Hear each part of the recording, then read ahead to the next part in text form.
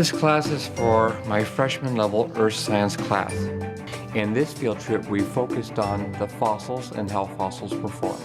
That location has a lot of sedimentary and igneous formation that have the fossils in them. Particularly, we're looking at the leaf prints. We learned about fossils in our classroom, and we learned how to make them. We used plaster of Paris and put leaves in them, and there we had our leaf prints. But now when we go outside and can actually see the real fossils that were made in these sedimentary layers, then the students have an understanding how things were made many years ago. Students were learning about were how to take a journal and record the observations that they made. Looking at the fossils, recording about dimensions, colors, size, locality. That allows the students to transfer information from the site to the journals.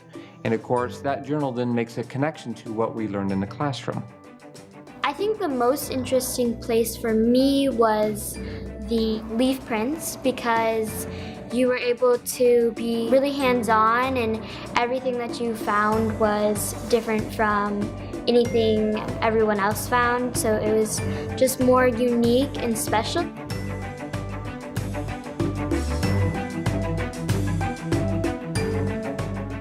Second site involves going to find petrified wood. There we had to park a ways because the road is quite a few hundred yards away, where we go up and down the hills and through rocks and grass.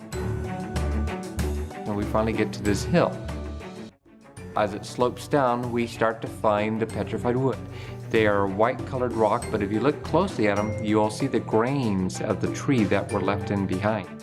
Maybe about a couple feet in diameter. It's a pretty good sized tree. The chunk we have is several feet, and most likely it's probably the base of the tree itself.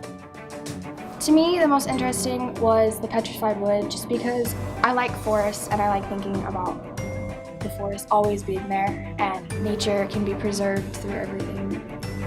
It was definitely worth it because all the fossils up there was really cool and nice. The weather was pretty cold and windy, but still quite enjoyable. Another additional thing we find is petrified bark, which is the covering of the wood itself. From looking at the bark, it quite possibly looks like a pine tree, because if you take that bark and then you compare it to the bark of trees that we have today, the closest match I get is pine trees.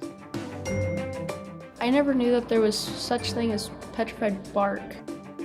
I always thought it was too soft and it would all rotted away or drifted away from the actual tree and not gotten the petrified form. The third place we went was to look at agates. By this time we had done several stops and the kids were getting a little tired and we were on our way back home. It's a long loop to get back to the school. And we stopped here, and the students and people were wondering, what are we stopping here for? What's here? And I explained to them, if you look in the ground, look for a little rock. Clear material, sort of a yellowish, or it could be bluish or whitish material. And they sort of look like cough drops, these lemon cough drops. But if you look at them, these are the agates, a mineral that's been solidified in little pockets, and now the pocket material is gone, and all you have left is the agate. The outside learning gives you a new perspective on where you can find science in outdoors, because doing labs were cool inside because you get to learn new stuff, but you don't really know how to do that for real hands-on learning. The students by far did very well with the trip. They were able to go out and explore, and all of them were successful in finding stuff. It was definitely a lot of fun, and I'm really glad I got to do that, have that experience with my class. I would go on this trip again because I learned a lot. It was a very unique experience, one that I haven't really experienced before. It was a lot of fun, like a great bonding experience for your class. It was a lot of fun. There was some bonding time with classmates and activity in nature, and yeah, it was just a lot of fun.